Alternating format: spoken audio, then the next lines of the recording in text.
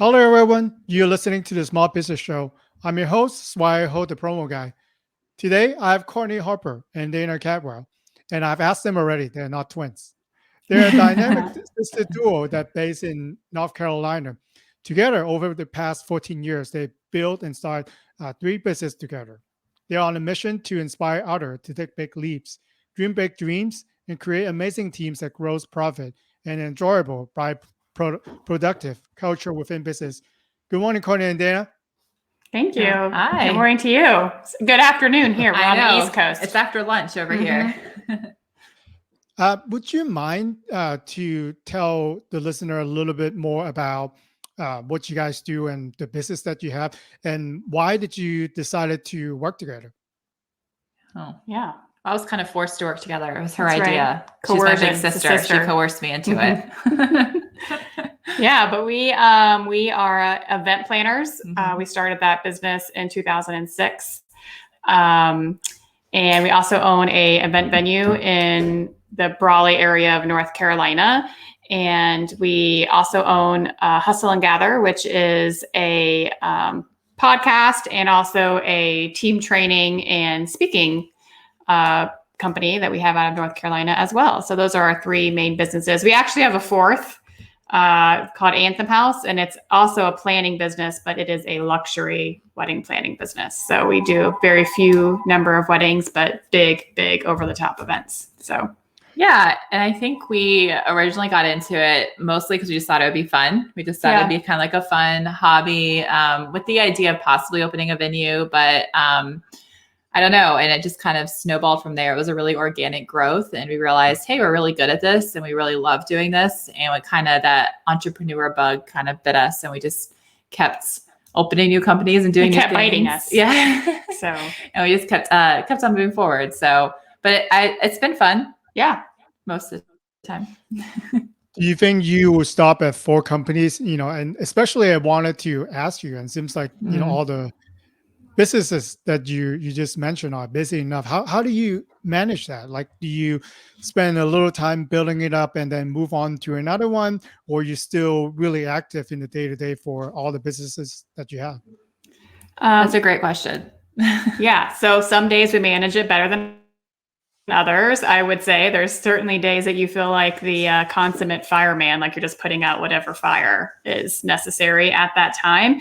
But we try to be very strategic in how we manage. We have a big team that surrounds us in all of those companies. There are 5 full-time employees for our venue. We have 8 planners and an admin on our planning side.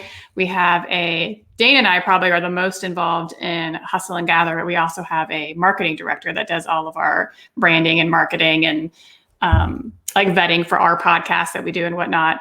So that is super helpful. So we manage with lots of people. So we end up managing those people, and we set up times like weekly check-ins with each team and make sure that everything's kind of moving forward. Yeah, I mean, I think our intention was in 2020 to take a bigger step back, and we had strategically hired in order to have people that were leading each team. Then we'd be checking with the team. Well, we all know 2020, what happened there, and best laid plans. We actually got stuck in the day-to-day in 2020 because our people were dealing with some really hard things and really hard clients. Being in the hospitality industry completely decimated our industry, and we had really upset people. So as the owners, we kind of had to step in and be a little bit more hands-on. We had a lot more conversations than we've ever had with our clients. We worked more events than we've ever worked just because we felt like COVID was a ever-changing target, and trying to keep the safety and trying to make the best decision and whatnot. So we're just now starting to figure out how to get back out of the day-to-day. But Courtney kind of mentioned it. How we manage it, honestly, is we manage it with great teams. And it's something that we feel very passionate about, is that we hire really great teams to help us do those, to do the day-to-day. And we have kind of like a point person, I would say, for each company that we really touch base with. And I mean, there are days, like she said, it's really hard. And I feel like we kind of, when there's the bathtub was leaking in the Bradford in the venue, and you had to figure out how to fix it for the next weekend. And so sometimes we get pulled in, but really we have just really, really great people on our teams to help us do it. I think this is a very difficult decision, especially for, small business owner out there. When do you know and when do you feel comfortable to say, I'm going to hire a person to handle what I normally would do so I can move on to do something else, and trusting that person and, give them enough encouragement so then you're setting up successfully doing what they do. Wow. Yeah. I think most people would tell you that when the sales support it. And I tend to disagree with that a bit, because I feel like if you're waiting until the money time is right, when you're running a small business, you could always spend somewhere. Right. And I think that when you're talking about a team, you're talking about an investment, and it allows you to get out of the rowing the ship and start steering the ship. We were always super intentional with building our team, that we were secondary to the team in a lot of ways, growing it, because we wanted to scale the business in a way that was going to be sustainable, not only for our business and for our employees, but also for our lives as well. Like, we aren't just our business, we have families and whatnot surrounding that. So I think when you have come to a point where you have some processes and procedures in place that you could offload to somebody else, that would allow you to take a top-down approach to your business, would be a good time to start thinking about building that team, being able to have someone else step into those procedures that you've created so that you can focus on the next step and the next step and the next step. And you add your team organically. Yeah. And I think it's really important to understand who you are as just in general. Like, are you someone who likes to micromanage? And that's okay. Don't be ashamed of that, but you should know that, so that when you are hiring that employee is okay being micromanaged. So it was really important for us to figure out who we were as managers, who we were as bosses, and what kind of personality type, work ethic works well with us. Like, we are a little bit more of a hands-off boss. So like, I need someone that I trust implicitly. I need someone who has an extremely strong work ethic, who can manage their time really well, because I'm not going to be looking over you, checking to make sure you're doing your work. And so there's a part where you have to understand where you're willing to let go of control. And that's really hard. Like, what I'm willing to let go of is not necessarily what Courtney's willing to let go of. And we both had to get to a point where we said, like, what is our threshold? And for me, it was like, if someone can do what I'm doing at 90%, then I'm okay with letting that go. And there's some things I'm okay with letting go at 80% because it's not super priority. And so that was kind of when we realized that we're ready to start hiring. And I think too, with small business, there's this perception that your first hire has to be full-time. They have to be a W-2. And that's just not the truth. Like, our first hire was a part-time person. It was an admin, and that admin took so much pressure off. But they were just a part-time. It was a stay-at-home mom who wanted to earn some extra money, who wanted some adult interaction. And I mean, that hire changed our lives. She was only in the office 12 hours a week, but it drastically changed how we could manage and how we could grow our team in a way that was much more effective. Changed our relationship, right? It did. Just took all the accounting off and all the when did you spend X number of dollars 6 months ago? Because we had no time to actually balance the books or anything till the end of the year. And it created a lot of partner strife. Yeah. So we're like, you're worth all that money just to forego that conversation. Yeah. So it's really helpful to be creative in your hiring. There's not just one way. It's not just one specific path. And I think once we realized that we had some contracts, some part-time, some full-time, and we kind of made it make sense with what our business model was, we were so much more successful in it. Yeah, I think, I love the concept. I once have a virtual assistant, the owner of a virtual assistant company on, and she actually have the same idea. Things that, she encouraged any small business owner to do is write down all the tasks that you don't like to do every day. So put together a list, keep growing that list. And another list will be something that you think that you're not so good at doing. So now you guys, maybe I don't like administrative tasks. Maybe I'm a CPA. I like all the numbers. So you hire someone to do the sales, maybe do the phones and do the IT. Or if you're a restaurant owner, I love to cook, but then I'm not good at customer service. Then these are the, category or the position that could be available when you are at that point, either get a part-time or get a full-time, not to take away from what you do, but to help you to be better. Yeah. That is so true. And I think that is the hardest thing, because I think there's this also misconception that you're going to hire somebody and it's going to bite into your profits. And what we have found is when we'd hire somebody at the time where, like Courtney said, wasn't necessarily our sales needed it, but we needed it in order to be better at sales, to be able to push our business forward. It just drastically changed. Yeah. Yeah. Wanted to ask you, it seems like you guys are really knowing what you want to do in terms of your businesses. And then, you also said that, scaling a business that meets your life goal.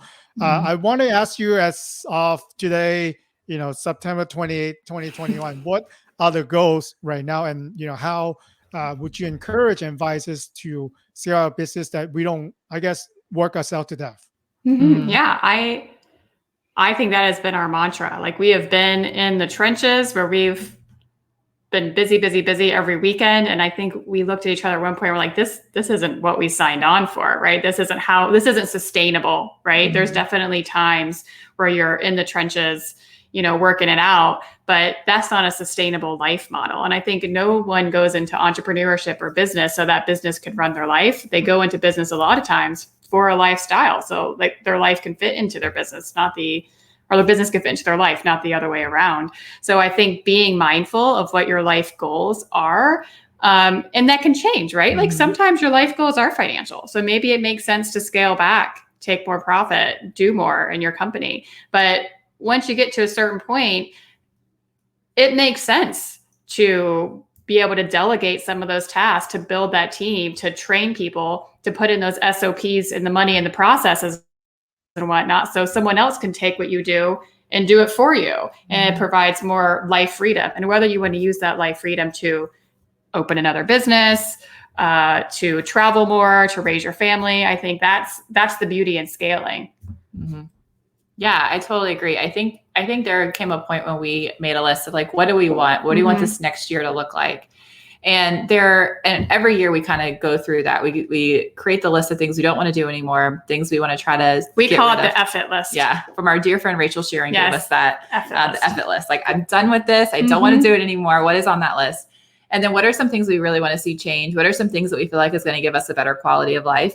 And then we make kind of strategic decisions based on that. And there were some years that was, I need to make more money. Like I need to just feel a little bit more financially secure. And so what did that look like for us? That meant like, I signed up, I assisted more, right? I did some more assisting instead of hiring someone to do it, or I took on 1 or 2 extra weddings, things like that. But now for us, I think we're in a phase of life where time is important. Our kids are at the age where they're like activitied out, like everyone's doing sports and you're running around. And so for me, it's more about a time freedom that I want, right?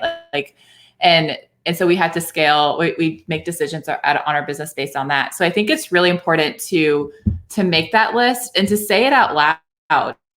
And not to be afraid or ashamed of what that lifestyle looks like. And to also understand exactly what Courtney said, is that it's seasonal. Like what you want right now may not be what you want in 6 months, may not be what you want in a year. And that's perfectly fine. And that's perfectly okay. Yeah. Even the both of you, when Courtney said hers and then Dana, you tell us your life goals, they're totally different. And I think, talking to you both, knowing that you guys are really flexible, you're very open-minded, because a lot of time as business owner, we have to do something. We got to do it no matter what it takes. No, you do not. Sometimes when things changes, especially for the past 15 months, we have to make some sacrifices. We have to, changes, pivot, right? If you are used to doing in-person meeting, unfortunately, you have to do virtual meeting for the past, year. People still in virtual meeting on, it's actually be doing well for some companies, but then in-person meetings are coming back. So how do you balance it? How do you balance in your new world? So I think your goals can definitely change, when the situation changes. Yeah, absolutely. I think you said it exactly correct. Flexibility. I think that to be a small business owner, you have to have flexibility. You can't be rigid. I mean, it's impossible. Like you'll just be disappointed every step of the way. For us, we actually grew by a teammate in 2020, and it wasn't the right financial time. Right. Like if you look at our P&L, it wasn't like, oh, you have all this extra money. such that you should hire somebody else. But we could sense that our staff was getting burnt out, like the emotional toll of all the conversations and all the schedules and the reschedules and all the behind the scenes end stuff that went into making 2020 happen was burning out our people, and we needed to share the load. So we hired another person, right? And that paid dividends in 2021, because now we're right in the middle of a wedding boom. And we've had to hire yet another person in 2021, but we didn't have to hire two, right? So just by trusting your instinct and your gut, like, this is what my team needs. And I believe in the product enough that I know it's going to be successful, that if I'm making this little investment now, it's going to pay off later. Well, everybody was retained. We were able to grow. We actually hired a fourth person, looking at hiring a fifth person for 2022, even though it didn't make like financial sense at that moment. It's what makes sense for the team. And if your team is happy, then your clients are happy and your business is growing. And I think that's super important. I think, Dana, you touched on a little bit, and since we're on the topic of finding the right person for the job, you have said that, you got to find the right person for the right job. You can't fit the wrong person and hoping that they will make it to whatever that you're trying to have the person do. So can you go a little bit deeper on that? How do you know, when you say you have a job position, to find the right person for the job? That's a really, really great question. I think there's a couple of things. I think one, you need to look at what the job entails, not just a job description, but what kind of personality it requires. So when I'm looking at hiring my sales director, I want someone that's really warm and fuzzy, but I also want someone that can stick to the rules, right? I want someone that is not afraid to work evenings, that has a little bit of a very flexible schedule. They're going to be answering emails more regularly and a little bit, I don't want to say around the clock, like there are some boundaries, but they're a little bit less boundaried. And let's say my event director, who I want people to have to be warm and welcoming and to be happy and joyful, but they also have to be pretty strict because they have to enforce rules at the Bradford, and they work really long hours on the weekend. So they need to have more boundaries. So they need to turn off their computer at 4:30 p.m. and not open it back up till 9 a.m. because it could overrun their life, right? So first off, I'm understanding what the whole job encompasses and the type of person that I'm looking for. We use a lot of personality tests. When we hire our very first interview, we do a color theory test, and that helps us understand kind of where their hospitality lies. Like, are they a little bit more adventurous? Are they a little bit more that like warm and fuzzy? Are they a little bit more structured? And then for the second interview, if we ask them back, we get really deeper into like that Enneagram. We're huge Enneagram people. Not only does it help us understand who they are, but understands how they like to be communicated with, how we can show them appreciation appropriately. And from there, we're able to see, is this a good fit? Like I want my sales director to be like a Enneagram 1 or an Enneagram 8, right? But I want my venue director to be more of an Enneagram 2 or an Enneagram 3, because that matches that job a little bit better. And we're not perfect at it. We got it really wrong one time, and like really badly wrong. And it was really hard. And I think the reason why was because we saw this person, we loved this person, and we created a job specifically for that person. And what that did is it kind of went against everything that we had known necessarily, but we thought, oh, well, this person's going to be great. We can change them into anything we need them to be. And that's just not the truth. You can train somebody, but you can't change at the core who they are and their work ethic and, what makes them tick. So I think all those things are really important. And then the last thing really is understanding how they like to be managed and if they will jive with you. There are certain people that in an interview, I can hear these red flags. I'm like, I will not do well with you. Like, I'm not going to be a great manager. Like, we're not going to have a happy relationship because I feel like you need a little bit more handholding, and that's just not how I manage. And that's perfectly fine. That's okay to say that it's not going to be a good fit because I'm not going to be the best boss for you. I think there's like that shame almost involved when I'm a perfect boss for everybody. I am not the perfect boss for everybody. I'm a perfect boss for some, and I want those people on my team. Yeah, it's very interesting. So it's the resume obviously is important. You gotta, obviously check out a few Mhm. Yeah. boxes, but then, I love how you guys spend, a lot of time on finding the right personality for the right position. For example, if you're Mhm. hiring a driver, you want someone that, follow the rules and very Yeah. disciplined, Yes. compared to if you hire sales director, maybe he or she needs to go to a trailblazer, right? They Mhm. have Yeah. Mhm. unique ideas, have also, Mhm. they know their their technique on the cell. So two different position and maybe totally completely different personality. Mhm. Yeah. And I think Um, too, also understanding your personality. Like for us, like we wouldn't want to hire too similar to our own personalities in a lot of ways, like for certain positions and whatnot. Like we've had that situation where we were like basically butting heads with somebody.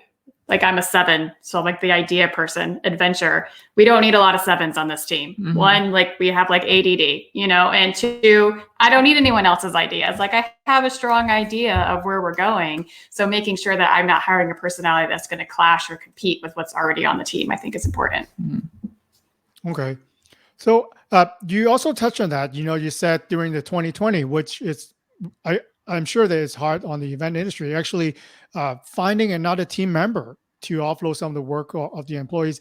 Uh, can you tell us more about when when to hire and expand, especially grow your team? Because sometimes we might have a good month or two, right? We're thinking Mm-hmm. about hiring, expanding, but then unfortunately the next month something is going to happen, especially with COVID. Something, I think it was March of 2020, Mhm. everything just shut down, and all the event planner and all the exhibition that I've contract with Mhm. just shut down. So, uh, do you guys have a new strategy now you're approaching this? Since we've been through what we have been through the past 15 months.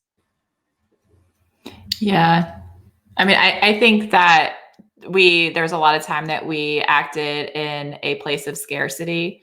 Like we just didn't have a lot of funds or finances. Um, and we've always looked at it as it's like before, it's not necessarily about what the sales are coming in, but it's about the needs. And I think there that is true. You also have to pay their salaries. So, I mean, you have to have something there, right? So for us, when 2020 hit, I think we always looked at it and said we could see sales coming down the pipeline. We could see how maybe if I hire this person, I can take these things off my plate. I can go do sales and I know that I can sell better than this person. Therefore, I know that money's going to be coming in. So even though necessarily the money wasn't in our bank account, I knew that money was coming based on the moves that I was making. So I think that's one way to look at it, especially if you are a solopreneur and you are stuck in the day-to-day where you can't get out and network. You can't get out and you can't do the trade shows. You can't get out and you can't sell the way that you need to.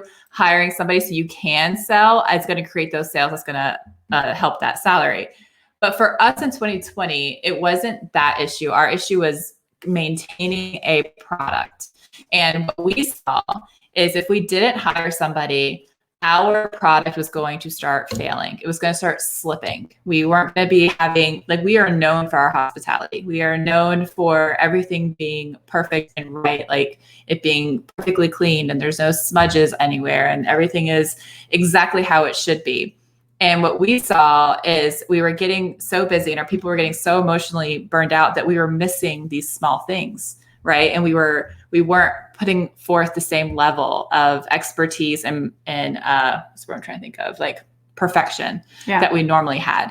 And so what we saw was hiring somebody was going to allow us to maintain that expectation for our product. Because the worst thing wanted to happen was get through 2020 and it gets around that the Bradford isn't doing as well as it should have been doing. Like it didn't rise the expectation that they thought that it was going to be, because that has far-reaching more implications than us having a bad P&L one year because we hired somebody. Right. Yeah, I love the integrity and then the pride of your level of service, even during difficult times. So I think I have to ask this question, knowing that you two are professional in your field. And I actually spoke to Courtney a little bit about the wedding bloom, that we're going to have in next year. So if we are thinking about tying the knots out there, whoever listening to this, getting close, what should we expect? You said that next year might be a busy time, to get married. Are there any changes that you see? Are there any more protocol that expected newlyweds should be concerning and should know about? I feel like flexibility is key. Like you're going to have to be flexible, whether that is like on the day, like instead of maybe a Friday, Saturday, Sunday, like maybe you're getting married on a Thursday because that's when your venue is available, but also when other vendors might be available. Everybody is kind of in our industry, like in our area especially, are very tapped out. Like, so a lot of those prime days are taken up and they're full. And people are limiting what they're taking so they can service their clients well. So I think if you're willing to be flexible, I think that that's important. I also think if you're a little more proactive, so normally like your planning timeline, you might book your venue a year in advance. You might book your caterer eight months in advance. You might do your hair or makeup 6 months in advance. No, that's no longer the case. Like you have a date, you have a venue, like you need to book all of the other vendors like within that first month, basically start putting out your inquiries, get the information, see who's available. So you have a pool to choose from, because I think those pools are getting smaller and smaller just based on the number of events that are happening. But I think it's definitely still possible. I think that the pandemic, if it's taught us anything, is that nothing's guaranteed. Most things are fixable. And people can be flexible. I think you think about 2020, no one took any paid time off because everybody was working from home, even if you had COVID in the middle of it. Some of them could still work right through that, right? Because you're not reporting to anywhere. So people don't mind if they want to celebrate you. They don't mind coming out on a Tuesday, taking some paid time off, and they're partying hard on a Tuesday, just like they would on Saturday. I mean, it is like people are ready to mingle. They are ready to gather. They are excited to see you. And I think celebration is huge because I think you realized how important it was in 2020. Yeah, I love that. And then maybe when you propose, you already talk to the event planner. You listen, this is the makeup Maybe, person. This is my venue. And you listen all, then you can show your partner how prepared you are. So maybe, just That's maybe, right. they will say yes. Like, I'm serious. Yeah. Yeah.